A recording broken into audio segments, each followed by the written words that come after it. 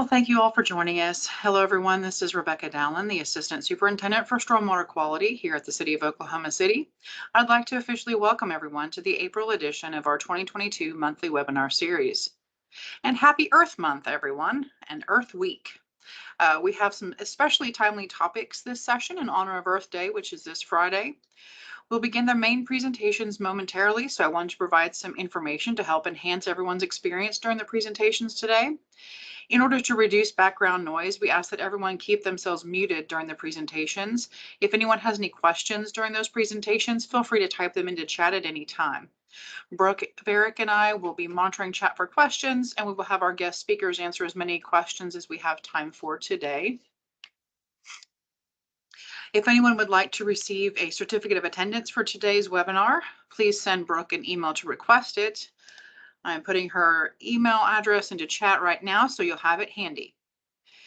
Each of the presentations in this webinar series will be available within a week or so after the scheduled webinar date on our website under Stormwater Workshops. And the section where those webinars will be posted is the 2022 webinar series, again on our workshops page. Today's session, of course, will be the April edition. I will post a link to that website where you can find those presentations toward the end of today's program. If anyone has any questions at this time, please feel free to type them into chat. But without further ado, I will begin a very short webinar series welcome presentation. Good afternoon and welcome to our monthly Stormwater Quality webinar series. We're excited to continue providing monthly opportunities for you to learn how you can help keep our local waterways clean. Remember, we're all downstream from someone else, so we all need to work together to protect our waterways. During this series, you will have the opportunity to hear from some of our own stormwater quality staff, as well as several guest speakers. This month's presentation will feature two guest speakers from other departments at the City of Oklahoma City, Mallory Gotcher from Utilities and Rachel Ware from Parks and Recreation. The webinar series continues with topics from the DEQ, a feature in September discussing the utilization of compost for erosion control, and topics from wastewater utilities. We hope to see you each month, so be sure to tune in. As we've briefly mentioned, each of the presentations will be available online within a week or so after the presentation is aired live. It will be available on the workshop section of our Stormwater Quality website. I'll post a direct link to that page into chat toward the end of today's webinar. It seems that we're being rather ambitious this year since we've added virtual lunch and learns to the mix. You will need to register for each of these events separately. You can always reach out to Brooke for more information. She will be sending out a registration announcement closer to each event date. Some of the vendors sponsoring these events have new products and tools that you may not have heard of before, so please be sure to tune in to these presentations. You could learn something new which might help streamline your stormwater protection practices. As always, anytime we provide information regarding specific vendors or products, it's not to be considered an endorsement. We provide the information to help you in your research to determine the best products and services that will benefit your own stormwater program. We have recorded each session thus far, and if anyone would like to view the recording of a past episode, please send Brooke or I an email so we can send you the Dropbox link.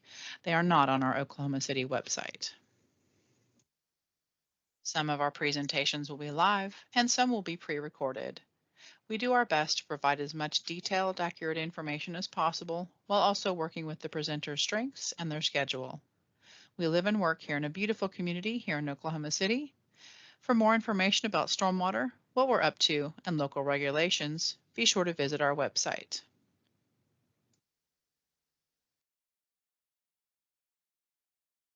Up next are the main presentations for today's webinar. Today, we're going to hear from two different departments here in Oklahoma City. First up is Mallory Gotcher. She is the Water Conservation Manager for the City of Oklahoma City's Utilities Department. Mallory and her team work with residents, businesses, and city departments to increase water use efficiency awareness and assist with implementation of best management practices. During her time with the Water Conservation section, her team has been selected for the Oklahoma Water Resources Board Water for 2060 Excellence Award for their water conservation plan, and the Oklahoma City Beautiful Visionary Award for local partnerships. She has a bachelor's degree in environmental science and a master's degree in plant and soil science from Oklahoma State University. Go Pokes! Sorry, had to throw that in there. Our second presenter today is Rachel Ware. Rachel is a park planner for the city of Oklahoma City. An enthusiast for green stormwater infrastructure, Rachel has acquired certifications from the Sustainable Sites Initiative and the National Green Infrastructure Certification Program. Her work is rooted in sustainable design, and she advocates for the use of drought-tolerant plant material across the city. As a result of her time in city government, she is sensitive to the political powers that influence the built environment. Rachel enjoys hiking, traveling, and spending time outside. She channels those interests into her planning and design work for the parks. Again, if anyone has any questions during today's presentation, please be sure to type them into chat. We will reserve questions until the end of both presentations. Mallory, I can see your screen, so take it away whenever you're ready. Great. Hopefully you can hear me too. Yes. Awesome. All right. So thank you, Rebecca. And thank you for letting me come talk about water conservation. I did kind of want to mix in some water quality in here, and because water conservation and stormwater, they always kind of run parallel to each other. And so I wanted to talk about something that connects them, which is soil. So the water conservation program for Oklahoma City is housed within the utilities department, and our primary purpose is to provide water, wastewater, and solid waste services for our community. As you know, Oklahoma City is very spread out. We have about 621 square miles that we cover, and about 1.4 million people in the metro that we serve. And we actually are more of a regional water provider, as we provide water to 18 communities and water districts around Oklahoma City. We have over 3,900 miles of pipeline that delivers water to over 200,000 homes and businesses, and treat and deliver an average of 100 million gallons of water every single day. So we're always working to make sure that customers have clean, drinkable water. So in Oklahoma, we experience wild weather and crazy windy days and a lot of drought situations. And so, you know, that's been our history. We have a long history with drought, and each one of those sort of corresponds with a reservoir being built in Oklahoma City. And so in, 1918, Lake Overholser was built after a serious drought. In the early 1940s, Lake Hefner was constructed or started construction after the Dust Bowl. And then we had another major drought in the 50s and 60s where we had Lake Stanley Draper and the Atoka pipeline, which actually pumps water 100 miles uphill to Oklahoma and to Lake Draper from McGee Creek and our reservoirs in southeast Oklahoma, which was built in the 1980s. And so if you look in our history, we've kind of grown up, in the 80s and 90s with above normal amounts of rainfall. We've gotten very accustomed to that. And so water conservation just helps us to be prepared no matter what is going on with our crazy weather. So our conservation programs, we do a lot of outreach and education. We have neighborhood and association sprinkler checkups that we do. So if you live in a neighborhood or a homeowner association and you have a common area that has irrigation system, look on our website. We come out and we'll check sprinkler systems to provide and find opportunities for water savings. We have a program for multifamily properties where we do the same thing. We also work with local restaurants, and we do speaking events at different groups. And we have a lot of partners in the community, including Myriad, Oklahoma County Extension, and Oklahoma City Beautiful, that also help us to provide information for our customers. So I'm going to switch gears and talk now about urban soils and water. A lot of the times we treat our soil like dirt, and that's understandable. It's under our feet. We tend to forget it's there, and typically don't care too much about it, unfortunately. So, and, if you grow up and you hear about this natural water cycle, and part of that is the soil as a huge component of this natural water cycle.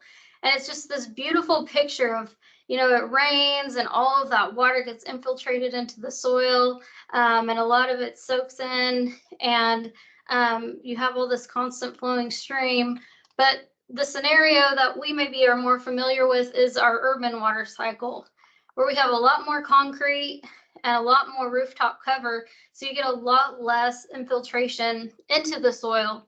And this picture is actually from water from my previous neighbor's house coming into my yard after rain in 2015. If anybody who remembers 2015 and that insane amount of rain that we received. So all of that water that we receive from rainfall has to go somewhere, and it's not soaking into the concrete, obviously, so a lot of it gets displaced.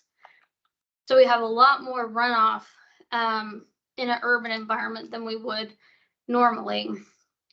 And that leads to a lot of flooding issues and property damage and things like that, because that water has nowhere else to go. And so our expectation of what our soils look like might be these beautiful, deep soils that soak in a ton of water and have all of these great benefits for us. But in reality, if you go out and you live in an urban environment and you try to dig a hole in your front yard, it probably looks more like this, where you have, you know, a small layer of soil on top of a lot of construction debris. And so a lot of us deal with this in our own home landscapes too. And so I was kind of curious what people thought soil improvement meant. And a lot of the times, a lot of the responses that I got from people were, you know, put fertilizer on it, till it, aerate it, just completely dig it out and trade it out for something new. But usually people just don't care. They just want to have a green lawn. They just want green grass. They don't care what's going on beneath the surface. And that perception is reality a lot of the times. And customers may blame other situations like Gwen T with Westbury. So if you're going to call me out on Twitter, I'm going to put you in my presentation. So just keep that in mind. So, you know, here's the difference between watering daily and every other day. So whoever says you don't need to water daily is lying. My yard looks like crap. Cities should do more to collect rainwater. We do collect a lot of rainwater in our reservoirs, right? And so that's what she uses to water her lawn. But this is much more going on than just watering every single day. There's a lot of soil issues and other things going on here in this yard. But that perception is what you know, people and our customers believe is true and right when they're dealing with their lawns. So what soil improvement should mean is that we're protecting it. We're providing diverse landscapes. We're using diverse plant selections, adding organic matter to our soil, and also that we're thinking and talking about soil as part of a bigger system in our environment and beyond. So saving water and water quality, it really starts with the soil. And if you think about our urban environment, a lot of the time the construction activities, they come through, they bulldoze, take out all the vegetation. You have a lot of compaction that happens, erosion. So you're increasing that bulk density of the soil and squishing out all of that pore space that the soil has to collect water. So you're decreasing the infiltration. You have taken out all of the organic matter that's available. And so you've reduced a lot of that water holding capacity of the soil. And so the only thing the customer sees is that they have to keep replanting that yard over and over and over again. And we hear that all the time, that my plant died and I had to tear it out and plant a new one. And it's usually not the plant, it's usually something with the soil. And so you have unhappy customers dealing with a lot of what they perceive as plant issues when a lot of the times it's a soil issue. And so if you think about what a natural soil should look like, about half of it should be a pore space that's available for air and water. And then the other 45% is mineral matter like sand, silt, and clay. And then you have a portion of that's organic matter. But whenever you compact the soil, you reduce greatly that pore space. So there's a lot less available area for that water and air to flow. So protecting the soil is also important. So it can take 500 years to create 1 inch of soil pretty easily. And so protecting the soil where it is in place, keeping it covered, using vegetative covers or erosion control measures, reducing compaction, and avoid working wet soil. I see a lot of the time people out mowing their lawns after it's rained and you get those ruts in the yard, and they don't know they're squishing all of that mineral matter in and reducing the amount of pore space that that soil has. And so limiting disturbance on the lawn is really important for urban landscapes. Keeping the soil covered. Nobody likes a naked soil, right? Nobody wants to see this. And this was actually in Oklahoma City, and luckily the stormwater crew was able to go out and kind of take measures for this customer. But this lawn was like this for over more than one season, one growing season, and so they lost a ton of their topsoil, and all of that is going straight into the stormwater drains into our creeks and rivers. And so sediment causes a lot of water quality issues. We have to spend a lot of money treating our drinking water supply to remove those sediments in our water. And so keeping it all in the landscape is very important. And along with that includes reducing potential contaminants. So taking a soil test before you fertilize your yard, if you do choose to fertilize. So it's a really helpful tool to use. And all you have to do is take your yard, separate it by use zone. So if you have a lawn, that would be one zone. And then you take those soil samples from the surface to 6-inch depth from about 15 to 20 locations, mix it up in a clean bucket and repeat it. And you can take that to your local extension office. Extension.okstate.edu has a list of all of those. And you should, do that every 3 years, and especially before you fertilize, because that's the potential contaminants that we get in our lakes and rivers that we can't see. That's not like sediment, but we still have to treat to remove those things. And if you think about phosphorus fertilizer on your lawn in the summertime and all that excess phosphorus going to our lakes and rivers, that's what we see in those algal blooms and things like that a lot of the times. Or if you have a pond in your HOA, a lot of the times it'll have that green algae over it, and a lot of that times from over fertilizing the yard.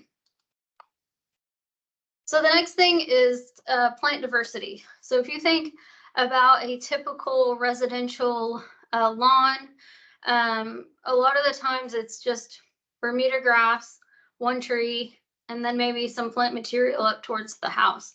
And so there's a lot more options to including plants into your landscape, and making your dog happy, which is the only thing I want in life, right? So so including some of those plant materials into your landscape and still maintaining a very attractive yard, but having more going on than just a Bermuda grass lawn that you have to maintain and mow and fertilize. And so you get a lot of other benefits when you add in some plant diversity into your landscape. So in a standard landscape, you may have no variability in root structures because you only have that Bermuda grass lawn. You end up with some poor water infiltration. We see that a lot when we're running sprinkler systems. And you have no diversity in the soil, no living critters that are actually cycling down and breaking down any of that organic material to make it available for your landscape. So then you have to use a chemical fertilizer instead of what's available in that lawn landscape already. Whereas if you add in, maybe add in a couple more plants here and there, even if you have in your home landscape or commercial landscape or anywhere that, you manage adding in some extra plants, you're going to see a much bigger change in your soil environment. So you're going to have critters that live there. If you dig a hole, you maybe see those different worms and things like that. And those are good things. I know we're all like afraid of, seeing an insect for some reason, but those are all good things that help break down organic matter in our soil. You may see a variable root structures. So different plants have different types of roots and they're all growing, and adding pore space into that soil as they die back and things like that. So you get a lot of benefit from different root structures. And all of those create areas for water to flow. And especially when you compare that to a turf grass lawn that has, relatively short roots that are all the same across the profile. And then adding in organic matter, when you have all of those different plants and all of that plant diversity, you have a lot more different types of organic matter that are being broken down into your landscape. And not to mention, I think it's much prettier than just a typical Bermuda grass lawn. And so this is kind of an example of that variable root structure and how that can change water infiltration rate. So these are two pictures that I literally took right across the road from each other after a rain event that we got in March. And so one is just a typical Bermuda grass yard that gets mowed, sprayed, everything.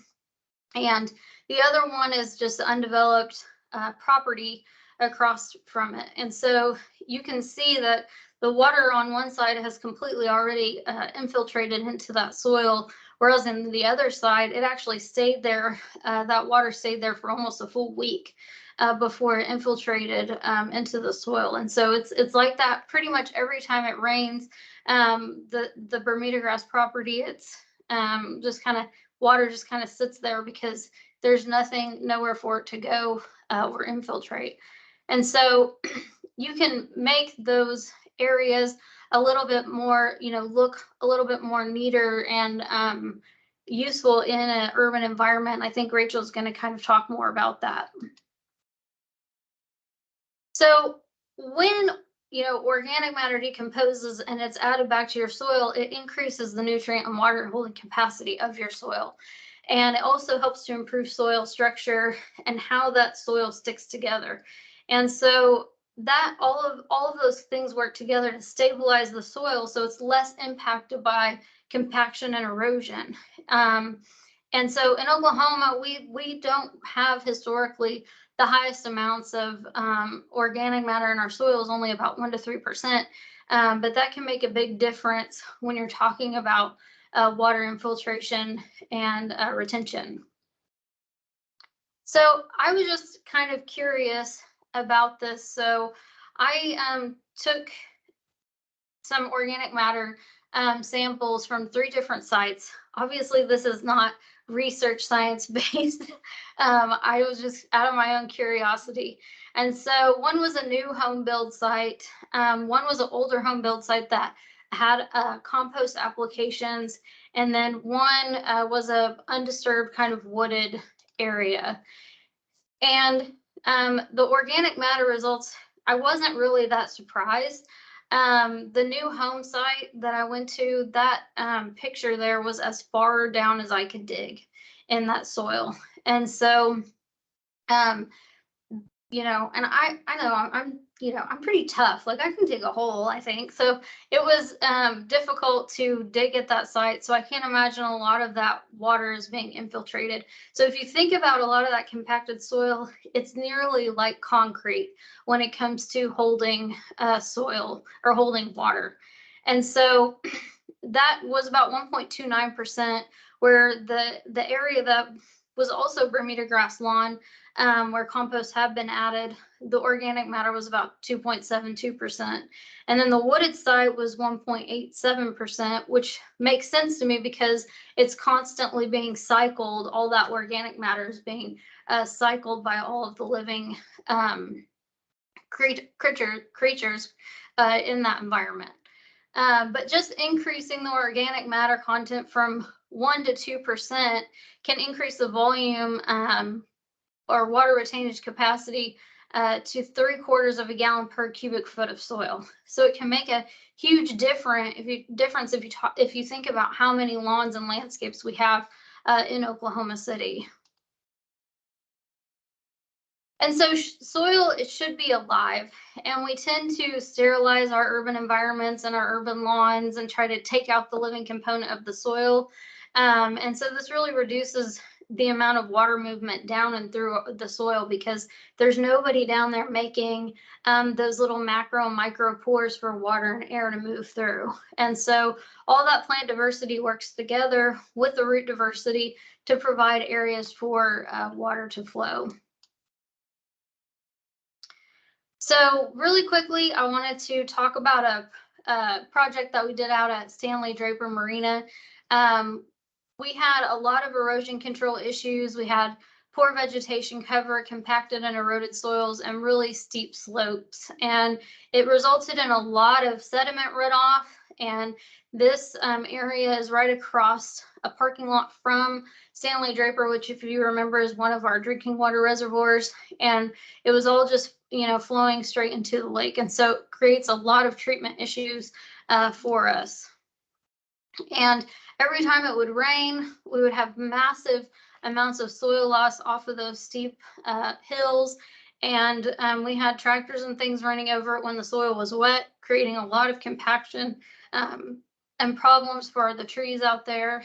And so we actually went through and amended the soil by applying compost. We worked with the forestry department to make sure we were doing everything to protect the tree health, and ended up mulching under the established trees rather than trying to establish any sort of grass. And we installed native and adapted plants, trees and grasses, and placed grasses as filter strips to kind of help catch some of that sediment as it rolled down the hill. And so the top pictures are the before, and then the bottom are the after from about the same exact areas. And you can kind of see the big difference that it made to capture all of that sediment and keep it on site rather than going off into the lake. And we also use buffalo grass, which is a native turf grass out there. And so we're still trying to kind of keep up and maintain with that. But overall, that project really helped with that sediment loading in our reservoir. So that's my contact information if you need it. I'm going to turn it over to Rachel, and she's going to talk about some green infrastructure projects with the Parks Department. All right, thanks, Mallory. Can everybody hear me? Yep. Okay, let me pull up my window here.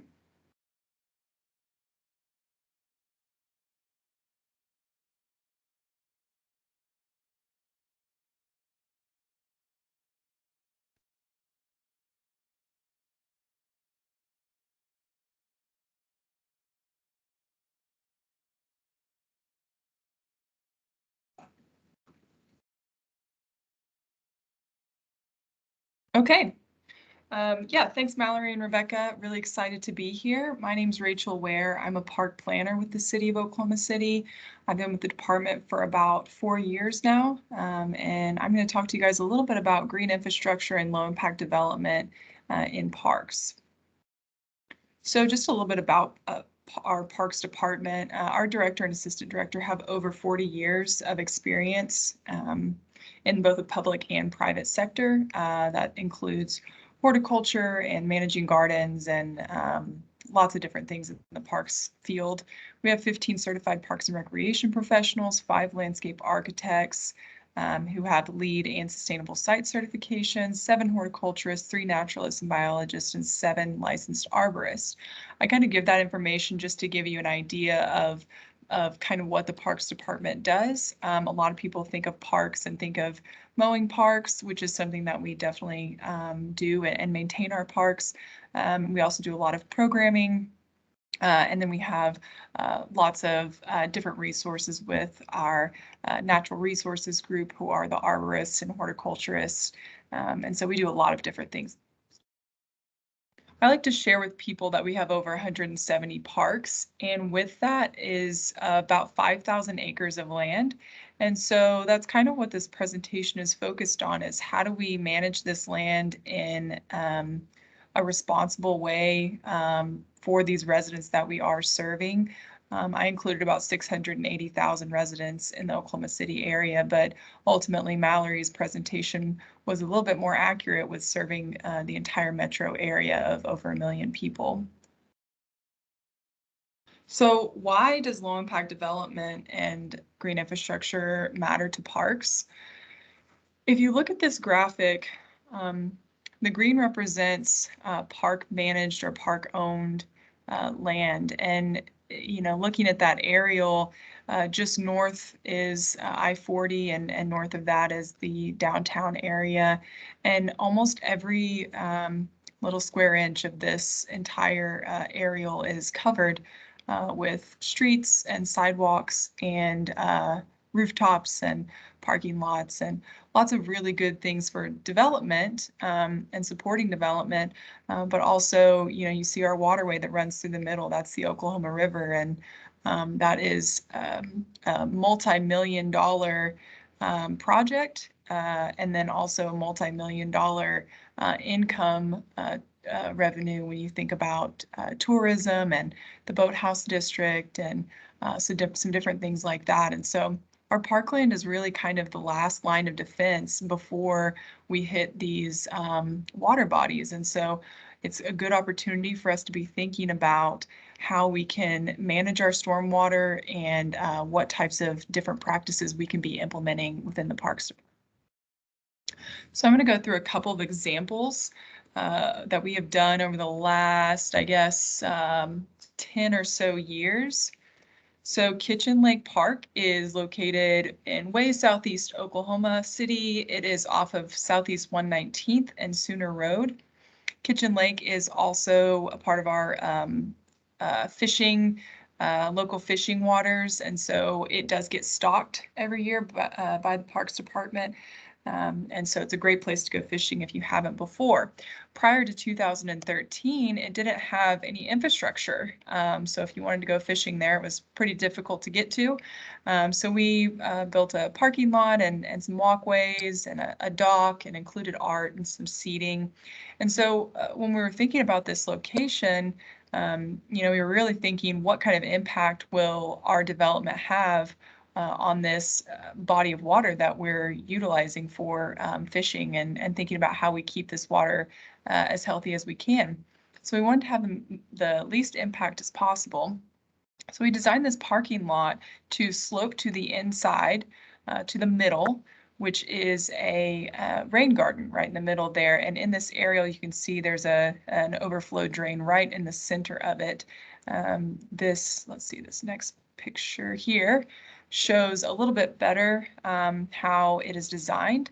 Around the edges, of course, we have to have bollards to make sure people don't drive through these facilities. I think that's one lesson learned, at least from the Parks Department, is that you really have to design for some serious resilience from some people in the public that will do anything to I don't know, mess things up, I guess. And so on the outside, we have a scour mat to reduce the erosion that might be happening as water comes in. We've got some diverse plant material that's also low water, because this is not an area, you know, this is pretty far outside of the core of Oklahoma City. It's not an area that it doesn't have any irrigation connected to it. And so we have to be thinking about what kind of plant material we could use here. I haven't been out in a couple of years, but need to go check and see how some of this plant material is doing. But like Mallory said, you know, we also used switchgrass and Russian sage and these plants that have deep rooting structures to keep that pore space. And so the water will go through this system. It goes out the under drain, and it goes over to the left of this photo, actually, and it goes through another system of grasslands before it goes into the water.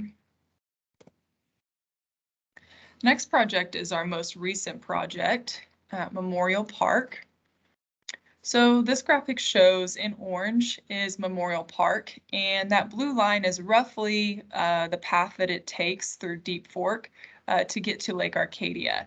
And Lake Arcadia is a water source for drinking water, and it's also used for recreational activities, boating, fishing, swimming, camping, all kinds of different stuff. And so a lot of people are kind of surprised to see that their Memorial Park that seems so far from Lake Arcadia when you're standing at Memorial Park, what happens there does ultimately end up in Lake Arcadia.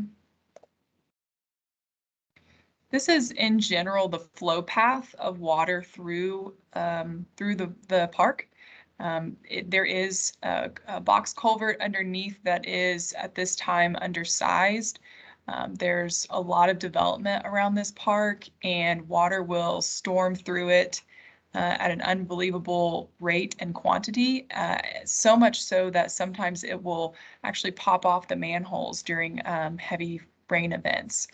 And so, let me move on to this one. So take a step back in time with me for a moment. This is Putnam Park, which is the current Memorial Park. There was, back in 1902, Mr. Putnam, who was a developer of this area, put in a pond for recreational activities.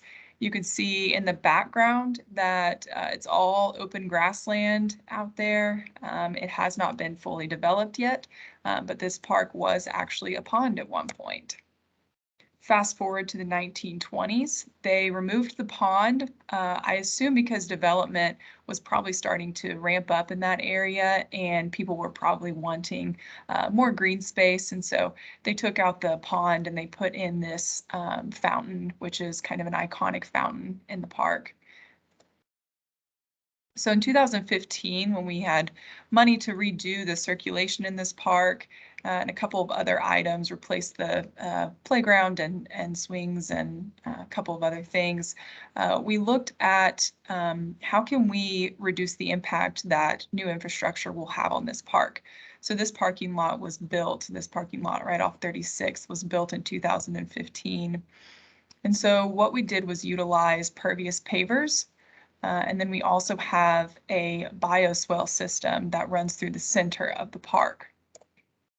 So we'll kind of run through how this works. This is a graphic that we made that's on a sign that stands actually right in front of this bioswale, and it looks at this exact angle so you can really orient yourself. So during a rain event, excess rainwater will flow over the pervious pavers. There's pore space in between those, and it will go down into a layer of rock.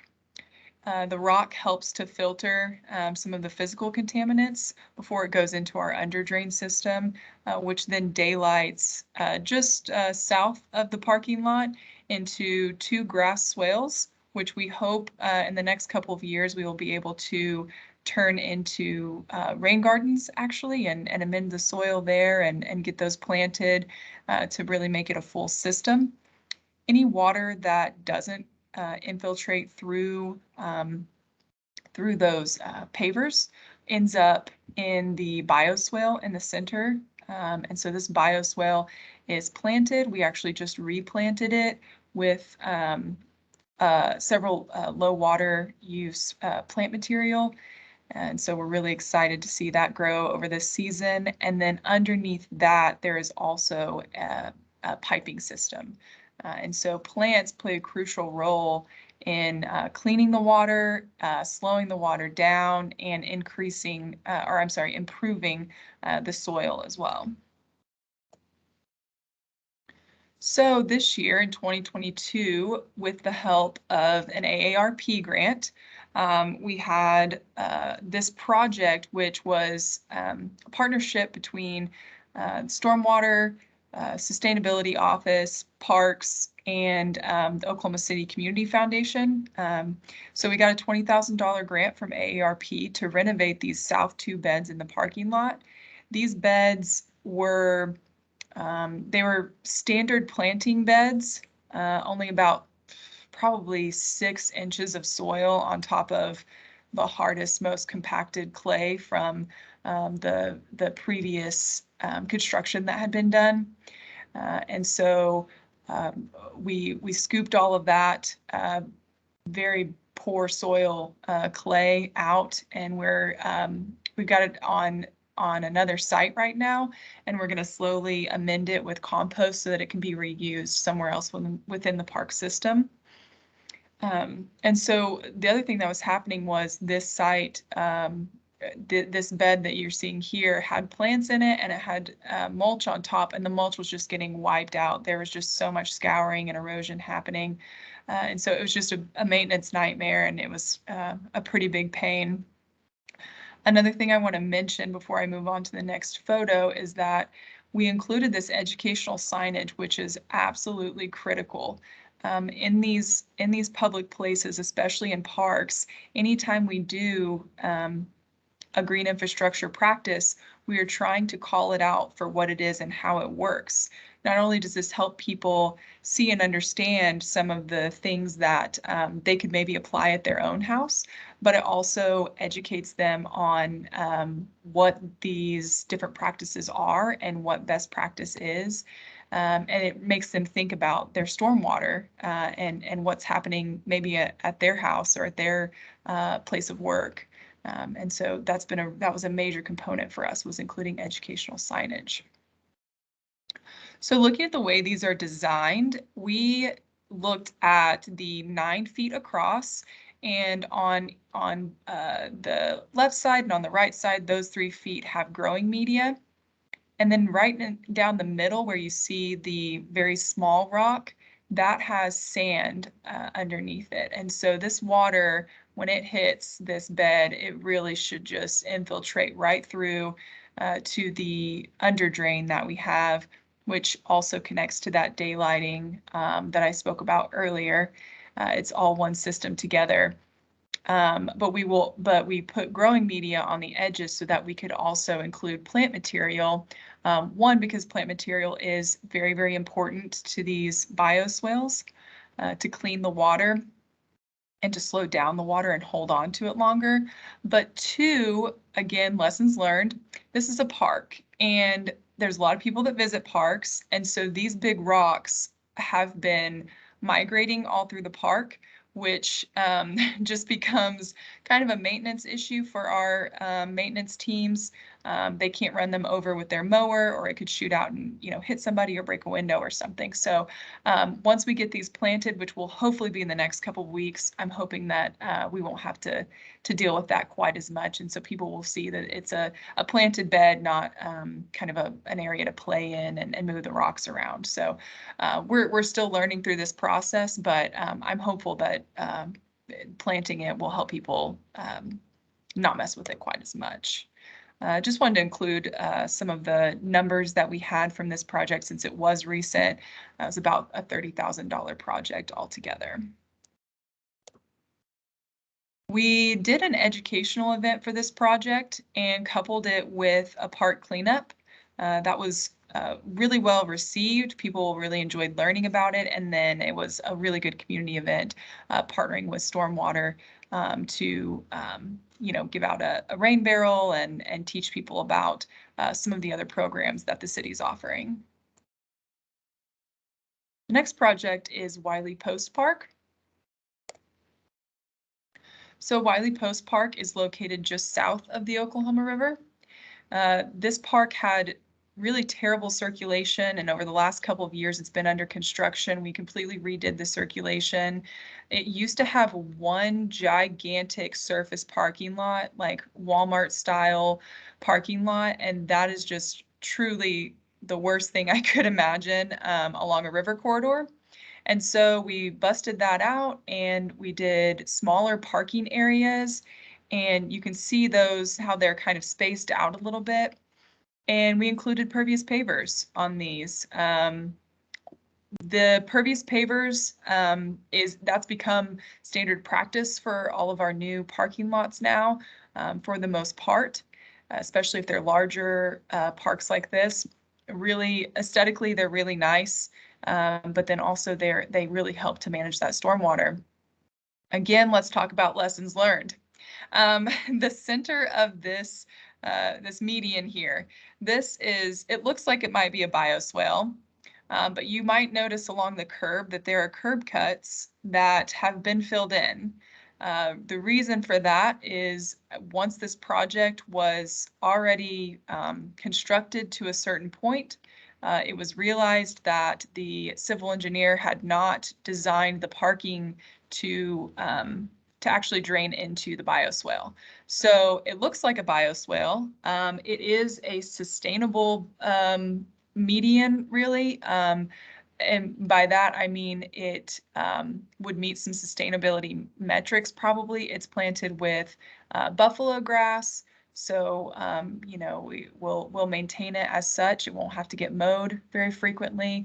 And then any water that it does collect, it will be able to help clean through the buffalo grass and through that rock median down the center. And it's also got, they also have trees through them as well.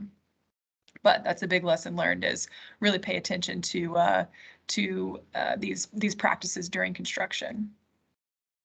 And then a couple of future ideas that we have in the Parks Department, things that we're exploring and working towards.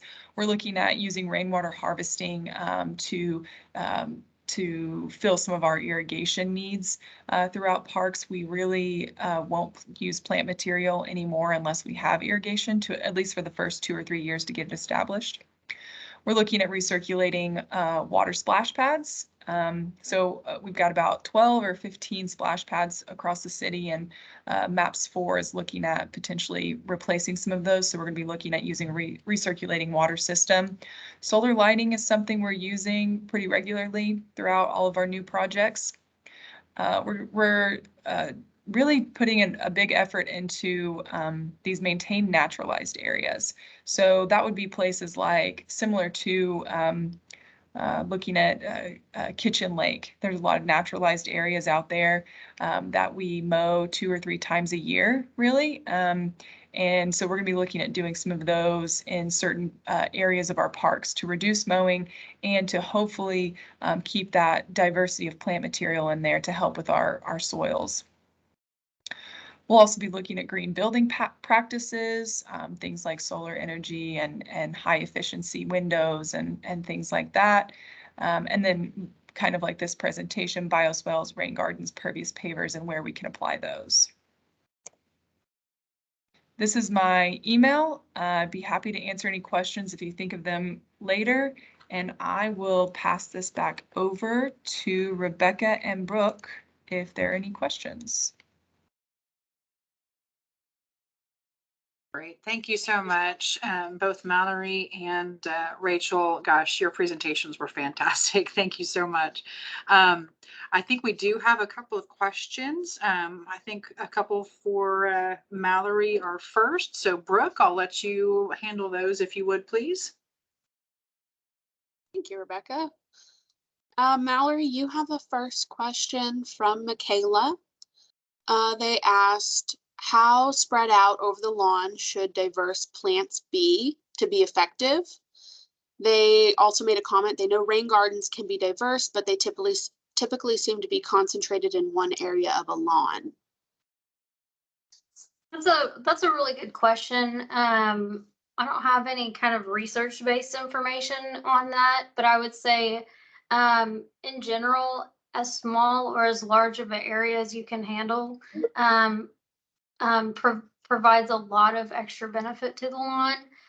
The other thing that you can do is, instead of just having, I know this hurts some people when you say this, but instead of just having the monoculture of Bermuda grass, allowing some other plant materials that are short growing into that canopy to kind of provide, even clovers and things like that, to just provide a little bit of diversity over the entire lawn is also helpful.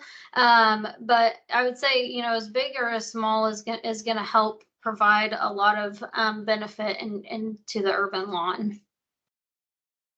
Thank you. Michaela, if you have a follow-up question, feel free to type it into chat. And then Mallory, you also have the next question as well. It is from Rebecca. She wants to know what the best method to apply compost to a lawn is and how much should be applied. So that's a really good question. And I've experimented with this with adding compost on my yard. And I've seen other people do it too. So one really great way if you have a lot of compaction in your soil is to actually aerate with a hollow core first. And the Mary Garden actually does this too on their great lawn, and pull out cores and then go back and top dress with compost. If you have a smaller area, they actually have compost spreaders that you can fill up and use that are helpful. Or, the other way to do it is to just, with your wheelbarrow, go out and put kind of chicken pox on your lawn and rake it out. And that's another effective way if you don't have a huge area that you're applying to. And you don't want to apply any more than about a half an inch at any one time to your lawn, and then just let it incorporate over time. And that's a really helpful way to do it. Perfect, thank you.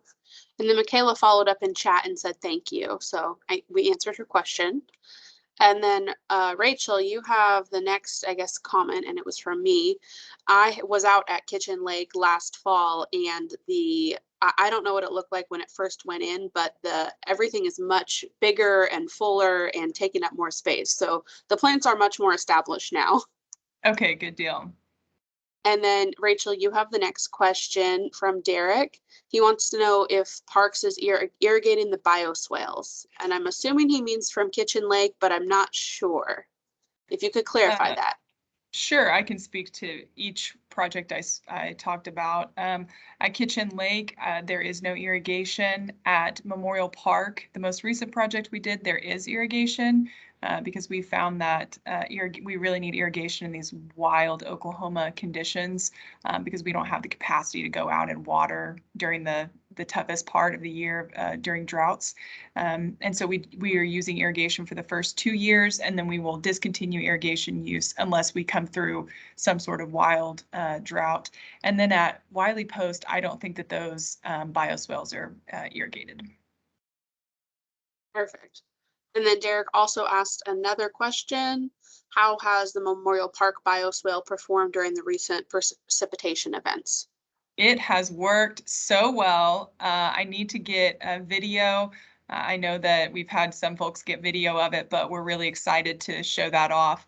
We also have a website that covers the information from the Memorial Park project, and that's on the educational signage. I'd be happy to send that to anyone as well, but I think it'd be great to put those videos on the website so people can see how well they're working.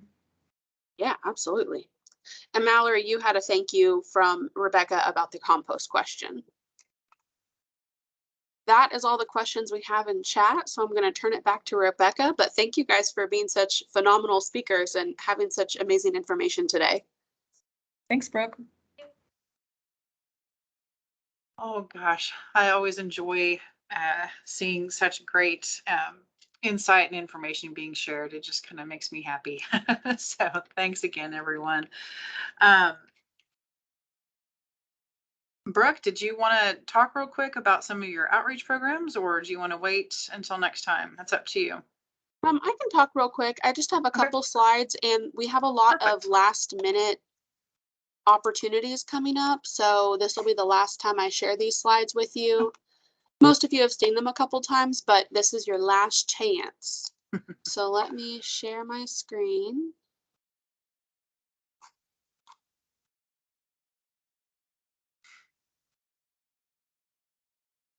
Okay, can you see the presentation in presentation mode?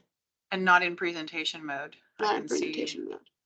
Let me reshare.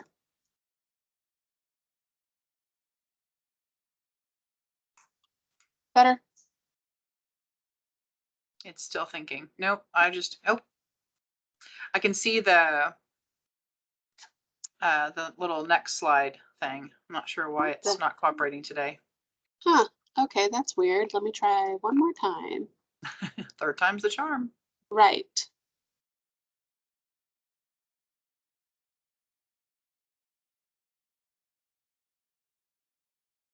Okay, I think we're on it now.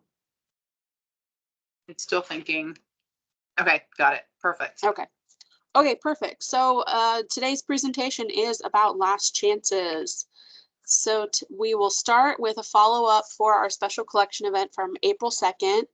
We had a outstanding turnout, 539 attendees, 135,000 pounds of tires collected. We were breaking some records this year, 750 pounds of ammunition, 625 pounds of medication, and over 16,000 pounds of computers collected. So great turnout. Thanks for coming if you did and dropping things off. We got an amazing accumulation of items. So for our volunteer program, since the weather's warming up, it's looking nicer outside, I want to remind everyone that we have 3 volunteer opportunities: the Adopt a City Street program, the Waterway Clean Sweep program, and our Curbs to Creeks program. And if you're looking for more information on them or potentially interested in getting your organization involved, feel free to let me know and I can give you more information. We do have an upcoming volunteer event this weekend, Saturday, April 23rd. It'll be from 9 to 11 a.m. at Oliver Park. We're going to be cleaning up that waterway, detention pond park area. So last chance to sign up. If you're interested in signing up, feel free to shoot me an email and I can get you added to the list and get you a map of the location. Are also another last chance opportunity, Stormwater Industrial Workshop. We're wrapping up the signups for this, and we're hoping to get everyone signed up in the next couple days so we can get our numbers finalized. It is going to be held Tuesday and Wednesday, May 10th and May 11th at the OKC Zoo in-person workshop. Woo! And our last chance slide for the day is our rain barrel sale. The sale is open through May 1st if you order online. I would recommend ordering online at this point just to make sure they get your order. The barrels are $66.50. And the pickup dates for those rain barrels will be Saturday, May 7th or Saturday, May 14th. So if you have any questions, let me know. And that's my contact info. Thank you, guys. Yeah, thanks, Brooke. All right, so I have posted a reminder into chat that if anyone wants a certificate of attendance for today's webinar, do email Brooke. Janet, I got you taken care of. Today's presentation will be available soon on our website. Let me put that into chat as well so you guys can have that link. Though I don't, yeah, it does show up as a link.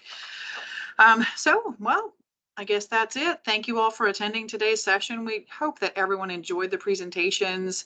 Hope to see you next month on May 18th at 1 p.m. for the next installment in the Stormwater webinar series, or maybe at our workshop on May 10th or 11th. The next month's webinar series presentation will be provided by a representative from the Department of Environmental Quality. So we are waiting for them to decide who will be speaking and what their topic will be. So we're all going to be awaiting that information. But yes, thank you all again for attending and see you next time.